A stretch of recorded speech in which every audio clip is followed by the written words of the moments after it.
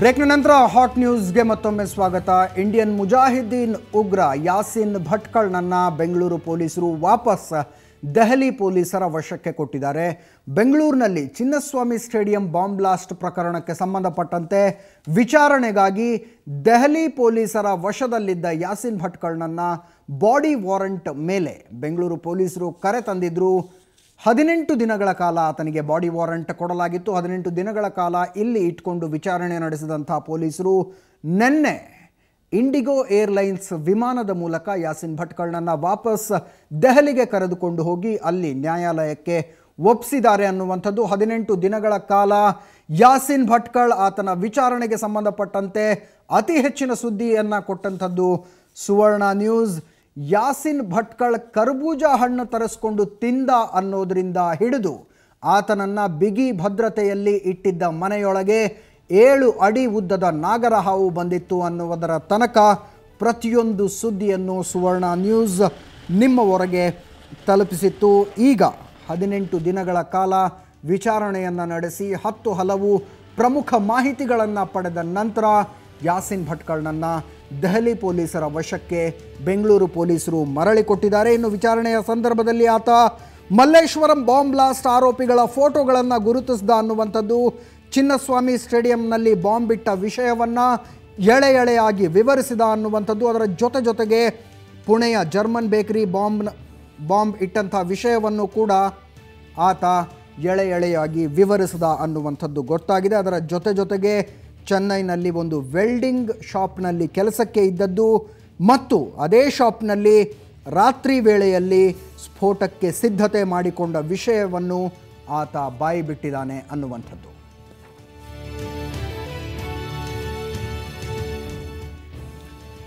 ಯಾಸಿನ್ನ ಪ್ರಾಣಕ್ಕೆ ಅಪಾಯ ಇತ್ತು, ಹಲವರು ಆತನನ್ನು ಕೊಲೆ ಮಾಡ್ತಾರೆ ಅನ್ನುವಂಥ ಗುಪ್ತಚರ ಮಾಹಿತಿಗಳಿದ್ವು. ಆದ್ದರಿಂದ ಆತನ ಭದ್ರತೆಯ ವಿಷಯದಲ್ಲಿ ಬೆಂಗಳೂರು ಪೊಲೀಸರು ಯಾವುದೇ ರಾಜಿ ಮಾಡಿಕೊಳ್ಳೋದಕ್ಕೆ ತಯಾರಿರಲಿಲ್ಲ. ಬೆಂಗಳೂರಿನ ಹೊರವಲಯದ ಒಂದು ಮನೆಯಲ್ಲಿ ಆತನನ್ನು ಇಟ್ಟು ವಿಚಾರಣೆ ನಡೆಸಲಾಗಿತ್ತು.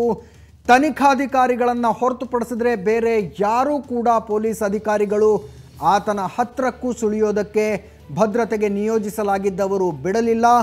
80 ಜನ ಪೊಲೀಸರನ್ನು ಈತನ ಭದ್ರತೆಗೆ ನಿಯೋಜಿಸಲಾಗಿತ್ತು. 3 ಟೈರ್ ಸೆಕ್ಯೂರಿಟಿ 3 ಸುತ್ತಿನ ಭದ್ರ ಕೋಟೆಯನ್ನು ಯಾಸಿನ್ ಭಟ್ಕಳ್ ಸುತ್ತಲೂ ಹಾಕಲಾಗಿತ್ತು. ಇನ್ನು ಚಿನ್ನಸ್ವಾಮಿ ಸ್ಟೇಡಿಯಂನಲ್ಲಿ ಬಾಂಬನ್ನು ಇಡೋದಕ್ಕಿಂತ ಮುಂಚೆ ಆತ ತುಮಕೂರಿಗೆ ಬಂದಿದ್ದ, ಅಲ್ಲೊಂದು ಮನೆ ಮಾಡಿಕೊಂಡಿದ್ದ. ಆ ಮನೆಯನ್ನು ಗುರುತಿಸಿ ಸ್ಪಾಟ್ ಮಹಜರ್ ಮಾಡೋದಕ್ಕೆ ಯಾಸಿನ್ ಭಟ್ಕಳ್ನನ್ನು ತುಮಕೂರಿಗೆ ಕರೆದುಕೊಂಡು ಹೋಗಬೇಕಾಗಿತ್ತು. ಆದರೆ ಭದ್ರತೆಯ ಕಾರಣದಿಂದಾಗಿ ಪೊಲೀಸರು ಆ ನಿರ್ಧಾರದಿಂದ ಹಿಂದೆ ಸರಿದ್ರು. ಯಾಸಿನ್ ಭಟ್ಕಳ್ನನ್ನು ತುಮಕೂರಿಗೆ ಕರೆದುಕೊಂಡು ಹೋಗಲಿಲ್ಲ.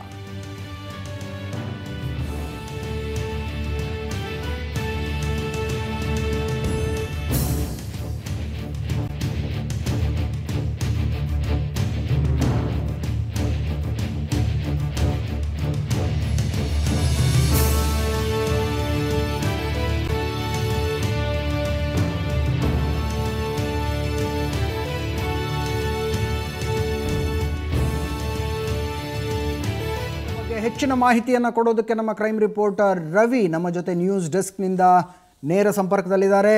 ರವಿ, 18 ದಿನಗಳ ಕಾಲ ವಿಚಾರಣೆ ನಡೆಸಿದಂಥ ಪೊಲೀಸರು ಇವತ್ತು ವಾಪಸ್ ದೆಹಲಿ ಪೊಲೀಸರಿಗೆ ಕೊಟ್ಟಿದ್ದಾರೆ ಅನ್ನುವಂಥ ಮಾಹಿತಿ. 18 ದಿನಗಳ ಕಾಲ ಯಾಸಿನ್ ಭಟ್ಕಳ್ ಅಕ್ಷರಶಃ ಇಲ್ಲಿ ರಾಜಾತಿಥ್ಯವನ್ನು ಅನುಭವಿಸಿದ ಅನ್ನುವಂಥ ವರದಿಗಳನ್ನು ನೀವು ನಿರಂತರವಾಗಿ ಕೊಟ್ಟರೆ, ಅದರ ಜೊತೆಗೆ ಯಾವ ಪೊಲೀಸ್ ಅಧಿಕಾರಿ ಕೂಡ ಯಾಸಿನ್ ಭಟ್ಕಳ್ನನ್ನು ಏಕವಚನದಲ್ಲಿ ಕೂಡ ಮಾತನಾಡಿಸಲಿಲ್ಲ ಅನ್ನುವಂಥದ್ದು, ಬಹುವಚನದಲ್ಲಿ ಗೌರವಪೂರ್ವಕವಾಗಿ ಮಾತನಾಡಿಸಿದ್ರು ಅನ್ನುವಂಥದ್ದು. ಒಟ್ಟಾರೆಯಾಗಿ ಹೇಗಿತ್ತು 18 ದಿನಗಳ ಕಾಲ ಇಲ್ಲಿ ಆತನ ವಾಸ ಮತ್ತು ಆತ ಯಾವ್ಯಾವ ವಿಷಯಗಳ ಬಗ್ಗೆ ಬಾಯ್ಬಿಟ್ಟಿದ್ದಾನೆ? ಅಜಿತ್, ಅಂದರೆ ಚಿನ್ನಸ್ವಾಮಿ ಸ್ಟೇಡಿಯಂ ಸ್ಫೋಟ ಪ್ರಕರಣಕ್ಕೆ ಸಂಬಂಧಪಟ್ಟಂತೆ ಈಗಾಗಲೇ ಬೆಂಗಳೂರು ಪೊಲೀಸರು ಆತನ ಬಾಡಿ ವಾರಂಟ್ ಮೂಲಕ ಬೆಂಗಳೂರು ಕರ್ಕೊಂಡ್ಬಂದಿದ್ದಾರೆ. ಸಾಕಷ್ಟು ವಿಚಾರಣೆ ಕೂಡ ಮಾಡಿದ್ದಾರೆ. ಈಗಾಗಲೇ ನಿನ್ನೆ ಕೂಡ ಏರ್ ಇಂಡಿಗೋ ಏನು ಫ್ಲೈಟ್ ಇದೆ, ಈ ಫ್ಲೈಟಲ್ಲಿ ಅವ್ರನ್ನ ಈಗಾಗಲೇ ದೆಹಲಿ ಕೋರ್ಟ್ಗೆ ಹಾಜರುಪಡಿಸಿ ಆ ಮೂಲಕ INA ಅಧಿಕಾರಿಗಳು ಕೂಡ ಹಸ್ತಾಂತರ ಮಾಡಲಾಗಿದೆ. ಈ ಅಂದರೆ ಏನು 18 ದಿವಸಗಳ ಕಾಲ ಬೆಂಗಳೂರಿನಲ್ಲಿದ್ದ ಆ ಒಂದು ಸಂದರ್ಭದಲ್ಲಿ ಸಾಕಷ್ಟು ವಿಷಯ ಕೂಡ ಬೆಳಕಿಗೆ ಬಂದಿದೆ. ಮುಖ್ಯವಾಗಿ ಅಂದರೆ ಆತನ ಭದ್ರತೆಗೆ ಸಂಬಂಧಪಟ್ಟಂತೆ, ಅಂದರೆ ಏನಂದರೆ ಪುಣೆ ಸ್ಫೋಟ ಪ್ರಕರಣ ಇರ್ಬೋದು ಮತ್ತು ಬೆಂಗಳೂರಿನ ಚಿನ್ನಸ್ವಾಮಿ ಸ್ಫೋಟ ಪ್ರಕರಣ, ಈ ಒಂದು ಪ್ರಕರಣಕ್ಕೆ ಸಂಬಂಧಪಟ್ಟಂತೆ ಆತನನ್ನು ಹಿಡಿದು ನೇಪಾಳದಲ್ಲಿ ಅಂದರೆ ರಾ ಅಧಿಕಾರಿಗಳು ಅಂದರೆ ಭಾರತದ ಏನು ಒಂದು ರಾ ಒಂದಿದೆ ಆ ಒಂದು ಅಧಿಕಾರಿಗಳ ತಂಡ ಈ ಒಂದು ಯಾಸಿನ್ ಭಟ್ಕಳ್ನ ಹಿಡಿದಿರೋ ಕಾರಣಕ್ಕೋಸ್ಕರ ಆತನಿಗೆ ಸಾಕಷ್ಟು ಭದ್ರತೆ ಬೇಕಾಗುತ್ತೆ. ಈ ನೆಲೆಯಲ್ಲಿ ಬೆಂಗಳೂರಿನಲ್ಲಿ ಮಡಿವಾಳದಲ್ಲಿ ಕೂಡ ಒಂದು ಹೊರವಲಯ ಇದೆ. ಈ ಒಂದು ಜಾಗದಲ್ಲಿ ಆತನನ್ನು ಇಟ್ಟು ಸುಮಾರು 18 ದಿನಗಳ ಕಾಲ ಕಾಪಾಡಿಕೊಂಡಿದ್ದಾರೆ. ಸುಮಾರು 80 ಜನ ಪೊಲೀಸ್ ಅಧಿಕಾರಿಗಳು ನಿರಂತರವಾಗಿ ಆತನನ್ನು ಸೇವೆ ಮಾಡ್ಕೊಂಡಿದ್ದಾರೆ ಮತ್ತು ಸಾಕಷ್ಟು ಭದ್ರತೆಯನ್ನು ಕೂಡ ಕೊಟ್ಟಿದ್ದಾರೆ. ಅದಾದ್ಮೇಲೆ ಅಂದರೆ ಯಾರ್ಯಾದರೂ ಕೂಡ ಆದರೆ ಯಾಸಿನ್ ಭಟ್ಕಳ್ನ ಇದ್ದಾರೆ ಅವ್ರನ್ನ ಏಕವಚನದಲ್ಲಿ ಸಂಬೋಧನೆ ಮಾಡೋಂಗಿಲ್ಲ. ಮತ್ತು ಮುಖ್ಯವಾಗಿ ಅಂದರೆ ಅವರಿಗೆ 3 ಹಂತದ ಒಂದು ಭದ್ರತಾ ವ್ಯವಸ್ಥೆಯನ್ನು ಕೂಡ ಮಾಡಲಾಗಿದೆ. 3 ಹಂತದ ಭದ್ರತಾ ವ್ಯವಸ್ಥೆಯನ್ನು ಕೂಡ ಮಾಡಲಾಗಿತ್ತು. ಯಾರೇ ಅಂದರೆ ಏನು ಸಿಟಿ ಕ್ರೈಮ್ ಬ್ರಾಂಚ್ ಇದೆ ಈ ಒಂದು ವಿಷಯಕ್ಕೆ ಸಂಬಂಧಪಟ್ಟಂತೆ ಯಾವ ತನಿಖಾಧಿಕಾರಿಗಳು ಅಂದರೆ ಕೇವಲ 4 ಜನ ಅಧಿಕಾರಿಗಳಿಗೆ ಮಾತ್ರ ಈ ಒಂದು ಅವಕಾಶ ಇತ್ತು. ಅಂದರೆ ಮೊದಲನೇದಾಗಿ ಅಶೋಕನ್ ಇರ್ಬೋದು, ಮತ್ತು ನ್ಯಾಮೇಗೌಡ ಇರ್ಬೋದು, ಮತ್ತು ಮೊಹಂತಿ, ಮತ್ತು ಅದಾದ ಮೇಲೆ ಕೆಲವು ಅಧಿಕಾರಿಗಳಿಗೆ DCP ಗೋಯಲ್ ಅಂದರೆ ಇವ್ರಿಗೆ 4 ಜನಕ್ಕೆ ಮಾತ್ರ ಒಳಗಡೆ ಹೋಗಿ ಆತನನ್ನು ಮಾತಾಡಿ ತನಿಖೆ ನಡೆಸೋ ಒಂದು ಪರ್ಮಿಷನ್ ಇತ್ತು. ಇವರು ಹೊರತುಪಡಿಸಿ ಬೇರೆ ಯಾರೂ ಕೂಡ ಆತನ ಭೇಟಿ ಮಾಡೋಕೆ ಕೂಡ ಅವಕಾಶ ಇಲ್ಲ. ಒಂದು ವೇಳೆ ಅಫಿಷಿಯಲ್ಸ್ ಯಾರಾದರೂ ಹಿರಿಯ ಅಧಿಕಾರಿಗಳು ಅಥವಾ ಏನಾದರೂ ಆ ಒಂದು ಪ್ರಕರಣಕ್ಕೆ ಸಂಬಂಧಪಟ್ಟಂಗೆ ಸಾಕ್ಷಿ ಅಂದರೆ ಮಹಜೂರು ಮಾಡೋ ಸಂದರ್ಭದಲ್ಲಿ ಯಾರೇ ಬಂದರೂ ಕೂಡ ಅಲ್ಲಿ ಒಂದು ಡೈರಿ ಇತ್ತು. ಆ ಡೈರಿಯಲ್ಲಿ ಎಂಟ್ರಿ ಮಾಡಿ ಆ ಬಳಿಕ ಹೋಗಿ ಮತ್ತೆ ಹೊರಗಡೆ ಬಂದವರು ಎಷ್ಟು ಜನ ಸಂಖ್ಯೆ, ಒಳಗಡೆ ಹೋಗಿರೋ ಎಷ್ಟು ಜನ, ಮತ್ತು ಹೊರಗಡೆ ಎಷ್ಟು ಜನ ಬರ್ತಾರೆ ಅನ್ನೋ ಒಂದು ವಿಷಯವನ್ನು ಕೂಡ ದಾಖಲಾಗಿತ್ತು. ಆ ಒಂದು ದಾಖಲಾತಿಯನ್ನು ಪ್ರತಿದಿನವೂ ಕೂಡ ಪೊಲೀಸ್ ಕಮಿಷನರ್ ಕೂಡ ಚೆಕ್ ಮಾಡ್ತಿದ್ದಾರೆ. ಈ ಒಂದು ಹಂತದಲ್ಲಿ ಒಂದು ಭದ್ರತೆ ಇತ್ತು. ಈ ಒಂದು ಭದ್ರತಾ ದೃಷ್ಟಿಯಿಂದ ಕೂಡ ಸಾಕಷ್ಟು ಭದ್ರತೆಯನ್ನು ಕೊಟ್ಟಿದ್ರು. ಈ ಒಂದು ಸಂದರ್ಭದಲ್ಲಿ ಒಂದು ನಾಗರಾವ್ ಕೂಡ ಆ ಒಂದು ಯಾಸಿನ್ ಭಟ್ಕಳ್ ಇರೋ ಒಂದು ಮನೆಯಲ್ಲಿ ಅಡಗಿತ್ತು ಅನ್ನೋ ಒಂದು ವಿಷಯ ಈಗಾಗಲೇ ನಾವು ತಿಳಿಸಿದ್ವಿ. ಅಂದರೆ ಸುಮಾರು 7 ಅಡಿ ಉದ್ದದ ನಾಗರಾವ್ ಕೂಡ ಯಾಸಿನ್ ಭಟ್ಕಳ್ನ ಬೆಚ್ಚಿ ಬಿಡಿಸ್ತಾರೆ. ಅಷ್ಟೊಂದು ಭದ್ರತಾ ವ್ಯವಸ್ಥೆಯಲ್ಲಿ ಕೂಡ ಆ ನಾಗರಾವ್ ಎಲ್ಲಿಂದ ಹೋಯ್ತು ಅನ್ನೋ ಒಂದು ಕೂಡ ಸಾಕಷ್ಟು ಕುತೂಹಲ ಕೆಡಿಸಿತು. ಮತ್ತೆ ಜೊತೆಗೆ ಅಂದರೆ ಯಾಸಿನ್ ಭಟ್ಕಳ್ ಪ್ರತಿದಿನ 5 ಬಾರಿ ನಮಾಜ್ ಮಾಡ್ತಾರೆ ಅನ್ನೋ ಒಂದು ಮಾಹಿತಿ ಇದೆ. ಅಂದರೆ ಪ್ರತಿದಿನ 5 ಬಾರಿ ನಮಾಜ್ ಮಾಡ್ತಾರೆ ಮತ್ತು ಪ್ರತಿದಿನ ತಣ್ಣೀರನ್ನು ಸ್ನಾನ ಮಾಡ್ತಾರೆ. ಅಂದರೆ ಏನಂದರೆ ಸುಮಾರು 80 ಜನ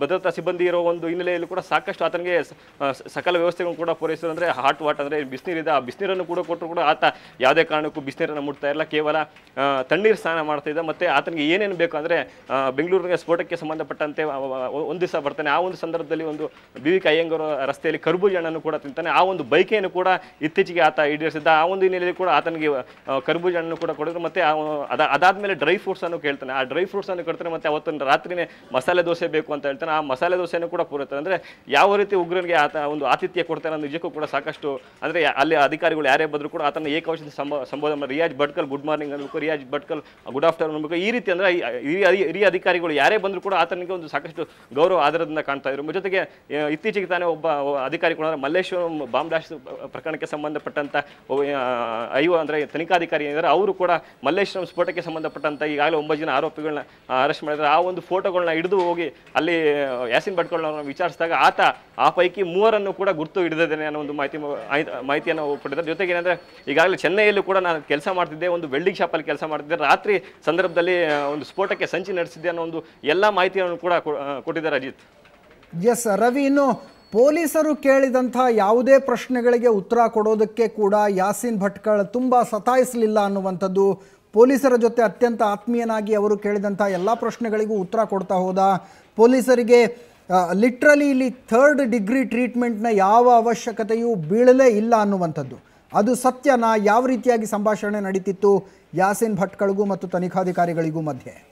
ಖಂಡಿತವಾಗಿ ಅಜಿತ್. ಅಂದರೆ ಏನು ಮಡಿವಾಳದ ಹೊರವಲಯದ ಒಂದು ಭಾಗದಲ್ಲಿ ಯಾಸಿನ್ ಭಟ್ಕಳ್ನ ಇಟ್ಟು ವಿಚಾರಣೆ ನಡೆಸಲಾಯಿತು. ಈ ಒಂದು ಸಂದರ್ಭದಲ್ಲಿ ಕೇವಲ 4 ಜನ ಅಧಿಕಾರಿಗಳಿಗೆ ನಾನು ಈಗಾಗಲೇ ಹೇಳಿದ್ದೀನಿ, ಅಶೋಕನ್ ಮತ್ತು ನ್ಯಾಮೇಗೌಡರು ಮತ್ತು DCP ಆದಂಥ ಅಭಿಷೇಕ್ ಗೋಯಲ್ ಮತ್ತು ಮೊಹಂತಿ, ಈ 4 ಜನಕ್ಕೆ ಮಾತ್ರ ಅಲ್ಲಿ ಒಂದು ಪರ್ಮಿಷನ್ ಇತ್ತು. ಅಂದರೆ ಒಂದು ಬಹುಶಃ ಗೊತ್ತಿರಬಹುದು, ಅಲ್ಲಿ ಸಬ್ ಇನ್ಸ್ಪೆಕ್ಟರ್ ಇರ್ತಾರೆ, ಇನ್ಸ್ಪೆಕ್ಟರ್ ಇರ್ತಾರೆ, ACP ಅವರು ಕೂಡ ಯಾಸಿನ್ ಭಟ್ಕಳ್ಗೆ ಭದ್ರತೆ ಕೊಡೋರು. ಯಾರು ಕೂಡ ಆತನ ಅಂದರೆ ಆತನ ಹತ್ರ ಹೋಗಿ ಮಾತಾಡಿಸೋದಾಗಲಿ ಯಾರಲ್ಲ. ಈ ಪೈಕಿ ಕೆಲವು ಪೊಲೀಸ್ ಆಫೀಸರ್ಗಳಿದ್ದಾರೆ ಆತನ ಪ್ರತಿದಿನ ನಿರಂತರ ಒಂದು ಸಂಪರ್ಕ ಕೊಡ್ತಿದ್ದಾರೆ. ಆ ಒಂದು ಸಂದರ್ಭದಲ್ಲಿ ಯಾಸಿನ್ ಭಟ್ಕಳ್ ಆ ಒಂದು ಅಧಿಕಾರಿಗಳಿಗೆ ಸಾಕಷ್ಟು ಹತ್ರ ಆಗ್ತಾನೆ. ಅಂದರೆ ಒಂದು ವೈಟ್ ಲೆಟರ್ ಕೂಡ ಕೊಡ್ತಾರೆ. ವೈಟ್ ಲೆಟರಲ್ಲಿ ಒಂದು ಪೆನ್ ಕೂಡ ಕೊಡ್ತಾನೆ. ಆಯ್ ಭಟ್ಕಳ್ ಅಂತೇಳಿ ಮಾತಾಡ್ತಾನೆ. ಕನ್ನಡ ಬರಿ ಅಂತ ಹೇಳ್ತಾರೆ. ಆ ಒಂದು ಸಂದರ್ಭದಲ್ಲಿ ಕನ್ನಡ ಬರೀತಾನೆ. ಅಂದರೆ ನಾನು ಮಂಗಳೂರಿಂದ ಬೆಂಗಳೂರಿಗೆ ಬಂದೆ ಅಂತ ಬರೀತಾನೆ. ಇಂಗ್ಲೀಷಲ್ಲೂ ಕೂಡ ಬರೀತಾನೆ.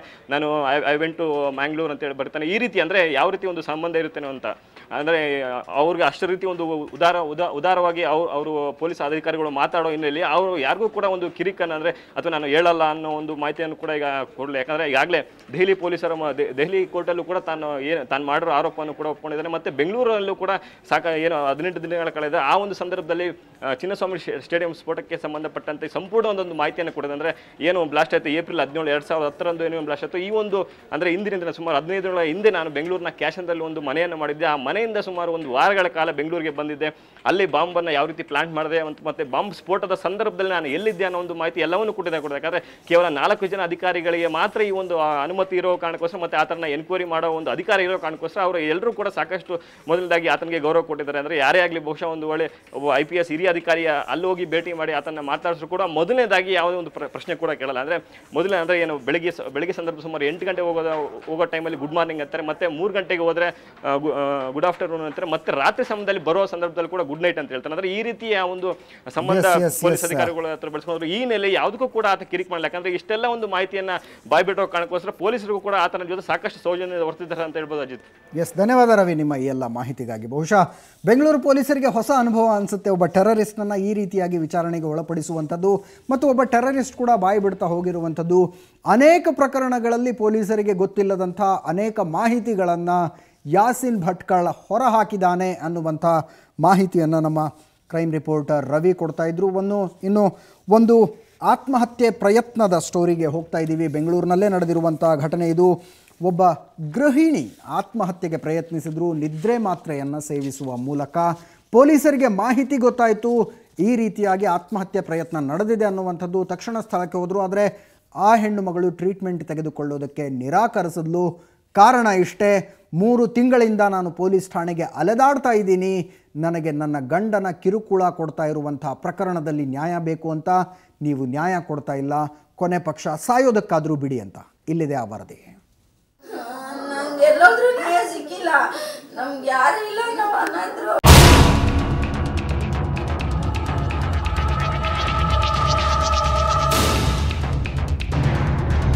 ಹೀಗೆ ಹಾಸಿಗೆ ಮೇಲೆ ಹೊರಲಾಡ್ತಾ ನನಗೆ ನ್ಯಾಯ ಬೇಕು ಅಂತ ರೋದಿಸ್ತಾ ಇರೋ ಮಹಿಳೆಯ ಹೆಸರು ರೇಖಾ. ತನಗಾಗ್ತಾ ಇರೋ ಅನ್ಯಾಯದ ವಿರುದ್ಧ ಬೇಸೆತ್ತ ರೇಖಾ ನಿದ್ರೆ ಮಾತ್ರೆಗಳನ್ನ ನುಂಗಿ ಆತ್ಮಹತ್ಯೆಗೆ ಯತ್ನಿಸಿದ್ದಾರೆ. ಇವರ ಈ ಸ್ಥಿತಿಗೆ ಗಂಡ ಒಂದೆಡೆ ಕಾರಣವಾದ್ರೆ ಮತ್ತೊಂದೆಡೆ ಕಾಮಾಕ್ಷಿಪಾಳ್ಯ ಪೊಲೀಸರಂತೆ. ಜಗಳೂರು ಮೂಲದ ರೇಖಾ ಬೆಂಗಳೂರಿನ ಯೋಗೇಶ್ ಎಂಬಾತನನ್ನ ವಿವಾಹವಾಗಿದ್ರು. ಧನದಾಹಿಯಾಗಿದ್ದ ಪತಿರಾಯ ಆಕೆಯ ಬಳಿಯಿದ್ದ ಹಣ ಹಾಗೂ ಚಿನ್ನಾಭರಣ ಕಿತ್ಕೊಂಡು ಕಿರುಕುಳ ಕೊಡಲಾರಂಭಿಸಿದ್ದ. ಗಂಡನ ಸಹವಾಸವೇ ಬೇಡ ಅಂತ ರೇಖಾ ಮನೆಯಿಂದ ಹೊರಬಂದು ಸ್ವತಂತ್ರವಾಗಿ ಜೀವಿಸಲಾರಂಭಿಸಿದ್ರು. ಆದ್ರೂ ಆತನ ಕಾಟ ಮಾತ್ರ ತಪ್ಪಿರಲಿಲ್ಲ. ಯೋಗೇಶ್ ಪ್ರತಿದಿನ ರಾತ್ರಿ ಮನೆಯ ಬಳಿ ಬಂದು ಹಣ ಕೇಳಿ ರೇಖಾರ ಮೇಲೆ ಹಲ್ಲೆ ಮಾಡ್ತಾ ಇದ್ದ. ತಮಗಾಗ್ತಾ ಇರೋ ಅನ್ಯಾಯದ ವಿರುದ್ಧ ಸತತ 3 ತಿಂಗಳಿಂದ ಪೊಲೀಸ್ ಠಾಣೆಗೆ ಅಲೆದ್ರೂ ಯಾವುದೇ ಪ್ರಯೋಜನವಾಗದೇ ಇದ್ದಾಗ ಈಗ ರೇಖಾ ಆತ್ಮಹತ್ಯೆಗೆ ಯತ್ನಿಸಿದ್ದಾರೆ. ನವೆಂಬರಲ್ಲಿ 11ನೇ ತಾರೀಕು ಊರಿಗೆ ಹೋಗಿದ್ದೆ ನಾನು. ನೈಟ್ ಬರೋ ದಿನ ಗಾಡಿ ಕೀ ಮನೆ ಕೀ ತೊಗೊಂಬಂದ್ಬಿಟ್ಟು ಲೈಟ್ ಹಾಕ್ಕೊಂಡು TV ಹಾಕ್ಕೊಂಡು ಬಾಗ್ಲು ಹಾಕ್ಕೊಂಡು ಮಲಗಿದ್ದ. ನಾವು ರಾತ್ರಿ ಫೋನ್ ಮಾಡಿದ್ರು ಬಾಗ್ಲು ತಟ್ರಿ ಎದ್ದಿಲ್ಲ. ಅವನು ಕಿಟಕಿ ಹೊಡೆದ್ಬಿಟ್ಟು ಬಾಗಿಲು ತೆಕ್ಕೊಂಬಂದು ಎಬ್ಬರಿಸಿದ್ರೆ ನೀನು ಯಾವನ ಜೊತೆ ಹೋಗಿದ್ದೆ ಇವಾಗ ಬಂದಿದ್ದೀ ಅಂತ ಹಿಡ್ಕೊಂಡು ಹೊಡೆದು ಎಲ್ಲ ಇದು ಮಾಡಿದ್ದಾನೆ. ಅವತ್ತೇ ದುಡ್ಡು ಒಡವೆ ಎಲ್ಲ ತೊಗೊಂಡಿದ್ದಾನೆ. 2 ಲಕ್ಷ ದುಡ್ಡು ಒಡವೆ ಎಲ್ಲ ತೊಗೊಂಡಿದ್ದಾನೆ. ನಾನು ನೋಡ್ಕೊಂಡಿಲ್ಲ ಸುಮಾರು ದಿನ. ಅವನು ಹೋಗಿ ಸುಮಾರು ದಿನ ಆದಮೇಲೆ ನೋಡ್ಕೊಂಡಿರೋದು. ಕಳೆದ 3 ತಿಂಗಳ ಹಿಂದೆಯೇ ರೇಖಾ ಕಾಮಾಕ್ಷಿಪಾಳ್ಯದ ಠಾಣೆಗೆ ದೂರು ನೀಡಿದ್ದಾರೆ. ಎಫ್ಐಆರ್ ದಾಖಲಿಸಿದ್ರೂ ಪತಿ ಯೋಗೇಶ್ ಹಾಗೂ ಆತನ ಕುಟುಂಬದವರ ವಿರುದ್ಧ ಯಾವುದೇ ಕ್ರಮ ಕೈಗೊಂಡಿಲ್ಲ. ಠಾಣೆಗೆ ಅಲೆದು ಸುಸ್ತಾದ ರೇಖಾ ಬದುಕುವ ಭರವಸೆಯನ್ನೇ ಕಳೆದುಕೊಂಡು ಆತ್ಮಹತ್ಯೆಗೆ ಮುಂದಾಗಿದ್ದಾರೆ. ಮನೆಯಲ್ಲಿಯೇ ಆತ್ಮಹತ್ಯೆಗೆ ಯತ್ನಿಸಿರೋ ವಿಷಯ ತಿಳಿದು ಸ್ಥಳಕ್ಕೆ ಆಗಮಿಸಿದ ಪೊಲೀಸರು ಆಸ್ಪತ್ರೆಗೆ ದಾಖಲಿಸಲು ಮುಂದಾದ್ರು. ಈ ವೇಳೆ ತನ್ನನ್ನ ಸಾಯಲು ಬಿಡಿ ಅಂತ ಆಸ್ಪತ್ರೆಗೆ ತೆರಳಲು ನಿರಾಕರಿಸಿದ್ರು. ರೇಖಾ ಅವರ ವಿರೋಧದ ಮಧ್ಯೆಯೇ ಹತ್ತಿರದ ಪುಣ್ಯ ಆಸ್ಪತ್ರೆಗೆ ಕರೆದೊಯ್ಯಲಾಯಿತು. ಅವ್ರು ಬಂದ್ಬಿಟ್ಟು ಡೈಲಿ ಕುಡ್ಕೊಂಬಂದು ಹೊಡೆಯೋದು, ಅದೆಲ್ಲ ಏನೇನೋ ಕೆಟ್ಟದಾಗ ಬೈಯೋದು. ನನಗೆ ಸುಮ್ಮನೆ ಡ್ಯೂಟಿಯಿಂದ ಮುಗಿಸ್ಕೊಂಬರ್ತೀನಿ. ನಾನು ಬೆಳಗ್ಗೆ ಕಾಲೇಜಿಗೆ ಹೋಗ್ತೀನಿ, ಸಾಯಂಕಾಲ ಡ್ಯೂಟಿಗೆ ಹೋಗ್ತೀನಿ. ಡ್ಯೂಟಿಯಿಂದ ಮುಗಿಸ್ಕೊಂಬಂದಾಗ ನನಗೆ ಸುಮ್ಮನೆ ಹೊಡೆಯೋದು, ಆಮೇಲೆ ಇಬ್ಬರನ್ನ ಇಟ್ಕೊಂಡು ಹೊಡೆಯೋದು, ಹಂಗೆಲ್ಲ ಮಾಡ್ತಾಯಿದ್ರು. ರೇಖಾ ನ್ಯಾಯಕ್ಕಾಗಿ ಅಲೆದಾಡದ ಇಲಾಖೆಗಳಿಲ್ಲ, ಸಂಘ ಸಂಸ್ಥೆಗಳಿಲ್ಲ. ಹೋದಲ್ಲೆಲ್ಲ ಹಣಕ್ಕೆ ಬೇಡಿಕೆ ಇಟ್ಟಿದ್ದೇ ಹೆಚ್ಚು. ಒಟ್ಟಾರೆ ನ್ಯಾಯ ಕೊಡಿಸಬೇಕಾದ ಪೊಲೀಸರ ನಿರ್ಲಕ್ಷ್ಯ ಧೋರಣೆಯಿಂದ ಮಹಿಳೆಯೊಬ್ಬಳು ಆತ್ಮಹತ್ಯೆಗೆ ಮುಂದಾಗಿದ್ದು ಮಾತ್ರ ವ್ಯವಸ್ಥೆಗೆ ಹಿಡಿದ ಕೈಗನ್ನಡಿಯಾಗಿದೆ. ಬೆಂಗಳೂರಿನಿಂದ ಕ್ಯಾಮರಾಮನ್ ಮಹೇಶ್ ಜೊತೆ ರಮೇಶ್ ಕೆಎಚ್, ಕ್ರೈಮ್ ಬ್ಯೂರೋ, ಸುವರ್ಣ ನ್ಯೂಸ್. ಎಸ್, ಈ ಪ್ರಕರಣದ ಬಗ್ಗೆ ಹೆಚ್ಚಿನ ಮಾಹಿತಿ ಕೊಡೋದಕ್ಕೆ ಕ್ರೈಮ್ ರಿಪೋರ್ಟರ್ ರಮೇಶ್ ನ್ಯೂಸ್ ಡೆಸ್ಕ್ನಿಂದ ನೇರ ಸಂಪರ್ಕದಲ್ಲಿದ್ದಾರೆ. ರಮೇಶ್, ಇದೇನಿದು ಪ್ರಕರಣ? ಆ ಹೆಣ್ಣು ಮಗಳಿಗೆ 32 ವರ್ಷ ವಯಸ್ಸು ಅಂತ ವರದಿಯಲ್ಲಿರುವಂಥದ್ದು. ಆಕೆಯ ಮಗನಿಗೆ 20 ವರ್ಷ ವಯಸ್ಸು. ಈಕೆಗೆ ಎಷ್ಟನೇ ವಯಸ್ಸಿನಲ್ಲಿ ಮದುವೆ ಆಯಿತು, ಎಷ್ಟನೇ ವಯಸ್ಸಿನಲ್ಲಿ ಮಗು ಆಯಿತು? ಏನು ಪ್ರಕರಣದ ಒಟ್ಟಾರೆ ಹಿನ್ನೆಲೆ? ಅಜಿತ್, ನಿಜಕ್ಕೂ ಈ ರೇಖಾಗೆ ಇದು ಎರಡನೇ ಮದುವೆ. ಈಗೇನು ಕಿರುಕುಳ ನೀಡ್ತಾ ಇದ್ದಾರೆ ಅಂತ ಹೇಳಿ ಕಾಮಾಕ್ಷಿಪಾಳ್ಯ ಪೊಲೀಸ್ ಠಾಣೆಗೆ ಹೋಗ್ತಾರೆ. ಇದು ಎರಡನೇ ಪ್ರಕರಣ. ಅಂದರೆ ಈ ರೇಖಾ ಜಗಳೂರು ಮೂಲದ ರೇಖಾನಿದ್ದಾಳೆ. 11ನೇ ವಯಸ್ಸಿಗೆ ಮದುವೆ ಆಗಿರುವಂಥದ್ದು. ಪರಶುರಾಮ್ ಅನ್ನುವಂಥ ಒಬ್ಬ ವ್ಯಕ್ತಿ ಜೊತೆ ಮದುವೆ ಆಗುತ್ತೆ. ಕೇವಲ 11 ವರ್ಷಕ್ಕೆ ಆಕೆಗೆ ಮದುವೆ ಮಾಡ್ತಾರೆ. ಆದರೆ ಮದುವೆಯಾಗಿ 1 ವರ್ಷಕ್ಕೆ ಒಂದು ಗಂಡು ಮಗುವಿಗೆ ಜನ್ಮ ನೀಡ್ತಾಳೆ. ಆದ ನಂತರ 12ನೇ ವಯಸ್ಸಿಗೆ ಗಂಡು ಮಗುವಿನ ತಾಯಿಯಾಗಿದ್ರಿ ಹೆಣ್ಣು ಮಗಳು. ಖಂಡಿತ ಅಜಿತ್. ಅಂದ್ರೆ ಈ ರೇಖಾ ಏನಿದ್ದಾಳೆ 12 ವರ್ಷಕ್ಕೆ ಗಂಡು ಮಗುವಿನ ತಾಯಿ ಆಗ್ತಾಳೆ. ಅದಾದ ನಂತರ ಪರಶುರಾಮ್, ಮೊದಲನೇ ಗಂಡ ಪರಶುರಾಮ್ ಇದ್ದಾರೆ. ಪರಶುರಾಮ್ ಮತ್ತೆ ಆತನ ಮನೆಯವರು ಆಕೆಗೆ ಸಾಕಷ್ಟು ಕಿರುಕುಳವನ್ನು ನೀಡ್ತಾಳೆ. ಅದಾದ್ರೆ ಆ ಕಿರುಕುಳವನ್ನ ತಾಳಲಾರದೆ ರೇಖಾ ಕೊನೆಗೆ ಮಗುವನ್ನು ಕೂಡ ಬಿಟ್ಟು ಬೆಂಗಳೂರಿಗೆ ಬರ್ತಾರೆ. ಬಂದಾದ ನಂತರ ತದನಂತರ ಕೆಲವು ವರ್ಷಗಳ ನಂತರ ಮಗು ಬಂದು ಈಕೆಯನ್ನ ಸೇರ್ಕೊಳ್ತದೆ. ಅಂದ್ರೆ ಆ ಸಂದರ್ಭದಲ್ಲಿ ಮೊದಲನೇ ಗಂಡ ಮತ್ತೆ ಮೊದಲನೆಯವರ ಕುಟುಂಬದ ಏನು ಕಿರುಕುಳವನ್ನು ತಾಳದೆ ಬೆಂಗಳೂರಿಗೆ ಬರ್ತಾಳೆ. ಬೆಂಗಳೂರಿಗೆ ಬಂದ ಸುಮಾರು 7-8 ವರ್ಷ ಆಕೆ ಕೆಲಸವನ್ನ ಮಾಡಿಕೊಂಡು ಮತ್ತೆ ವಿದ್ಯಾಭ್ಯಾಸವನ್ನು ಮಾಡಲಿಕ್ಕೆ ಮುಂದುವಾಗ್ತಾಳೆ. ಆದರೆ ಡಿಗ್ರಿಯವರೆಗೆ ಓದಿದ ಮುಂದಕ್ಕೆ ವಿದ್ಯಾಭ್ಯಾಸವನ್ನು ಮಾಡಲಿಕ್ಕೆ ಆಕೆಗೆ ಸಾಧ್ಯ ಆಗೋದಿಲ್ಲ. ಹಾಗಾಗಿ ಬೇರೆ ಒಂದು ಖಾಸಗಿ ಕಂಪ್ನಿಯಲ್ಲಿ ಕೆಲಸವನ್ನು ಮಾಡ್ತಾ ಇದ್ದಾರೆ. ಈ ಸಂದರ್ಭದಲ್ಲಿ ಒಬ್ಬ ಏನೋ ಕ್ಯಾಬ್ ಡ್ರೈವರ್ ಆಗಿರುವಂಥ, ಅಂದರೆ ಕ್ಯಾಬಲ್ಲಿ ಬುಕಿಂಗ್ ಮಾಡುವಂಥ ಒಬ್ಬ ಯೋಗೇಶ್ ಅನ್ನುವಂಥ ವ್ಯಕ್ತಿ ಆಕೆಗೆ ಪರಿಚಯ ಆಗ್ತಾಳೆ. ತದನಂತರ ಆಕೆ ಹಿಂದೆ ಬಿದ್ದು, ನೀನು ನನಗೆ ಮದುವೆ ಆಗಲೇಬೇಕು, ನೀನು ಮದುವೆ ಆಗದೆ ಇದ್ರೆ ನಾನು ಸೂಸೈಡ್ ಮಾಡ್ಕೊಳ್ತೇವೆ, ಅಂದರೆ ಆಕೆ ರೂಮ್ ಮುಂದೆ ವಿಷ ಬಾಟ್ಲಿಯನ್ನು ಹಿಡ್ಕೊಂಡು ಸೂಸೈಡ್ ಮಾಡ್ಕೊಳ್ತೇವೆ ಅಂತ ಹಿಂದೆ ಬಿದ್ದು ಆಕೆನ ಮದುವೆ ಆಗ್ತಾನೆ. ಕೇವಲ ಮದುವೆಯಾಗಿ 3 ತಿಂಗಳ ಕಾಲ ಮಾತ್ರ ಆಕೆಯ ಜೊತೆಗೆ ಸುಖ ಸಂಸಾರವನ್ನು ಮಾಡ್ತಾನೆ. ತದನಂತರ ಆ ಯೋಗೇಶ್ ಮತ್ತೆ ಆ ಯೋಗೇಶ್ನ ಕುಟುಂಬದವರು ಕೂಡ ಆಕೆಗೆ ಸಾಕಷ್ಟು ಕಿರುಕುಳವನ್ನು ನೀಡಲಿಕ್ಕೆ ಮುಂದಾಗ್ತಾರೆ. ಈ ಸಂಬಂಧಪಟ್ಟಂತೆ ಸಾಕಷ್ಟು ವರ್ಷಗಳಿಂದ 5-6 ವರ್ಷಗಳಿಂದ ಈ ಒಂದು ಕಿರುಕುಳವನ್ನು ತಾಳ್ತಾನೆ ಬರ್ತಾಳೆ. ಆದ್ರೆ ಇತ್ತೀಚೆಗೆ ಯೋಗೇಶ್ ಮತ್ತೆ ಅವರ ಕಿರುಕುಳದ ವಿರುದ್ಧ ಈ ಹೆಣ್ಣು ಮಗಳು ಕಾಮಾಕ್ಷಿಪಾಳ್ಯ ಪೊಲೀಸರ ಮೊರೆ ಹೋಗಿದ್ಲು. ಆದರೆ ಪೊಲೀಸರಿಂದ ನ್ಯಾಯ ಸಿಗಲಿಲ್ಲ ಅಂತ ಆತ್ಮಹತ್ಯೆಯ ಪ್ರಯತ್ನವನ್ನು ಮಾಡಿರುವಂಥದ್ದು. ಧನ್ಯವಾದ ರಮೇಶ್, ನಿಮ್ಮ ಎಲ್ಲ ಮಾಹಿತಿಗಾಗಿ. ನಿನ್ನೆ ಅಷ್ಟೇ ಮುಖ್ಯಮಂತ್ರಿಗಳು ಆ್ಯಂಟಿ ಸುಯಿಸೈಡ್ ಸ್ಕ್ವಾಡ್ಗಳನ್ನು ರಚನೆ ಮಾಡಿಕೊಳ್ಳಿ ಅನ್ನುವಂಥ ಮೌಖಿಕ ಆದೇಶವನ್ನು ಪೊಲೀಸರಿಗೆ ಕೊಟ್ಟಿದ್ದರು. ಇವತ್ತು ಆ ಸ್ಕ್ವಾಡ್ ರೀತಿಯಲ್ಲಿ ಕೆಲಸ ಮಾಡಿದ್ದಾರೆ. ಆದರೆ ದುರಂತ ಅಂದರೆ ಆಕೆ ಆತ್ಮಹತ್ಯೆ ಪ್ರಯತ್ನಕ್ಕೂ ಒಂದು ರೀತಿಯಾಗಿ ಪೊಲೀಸರ ನಿರ್ಲಕ್ಷ್ಯನೇ ಕಾರಣ ಅನ್ನುವಂಥದ್ದು. ಹಾಟ್ ನ್ಯೂಸ್ನಲ್ಲಿ ಇನ್ನೊಂದು ಸಣ್ಣ ಬ್ರೇಕ್ನ ಸಮಯ ಆಗಿದೆ. ಬ್ರೇಕ್ನ ನಂತರ ಆದಾಯ ತೆರಿಗೆ ಇಲಾಖೆಯಿಂದ ಚಾಟಿ ಏಟಿಗೆ ಒಳಗಾಗಿರುವ ಕೇರಳದ ಜ್ಯೋತಿಷಿಯ ಕಥೆ ಹೇಳ್ತೀವಿ.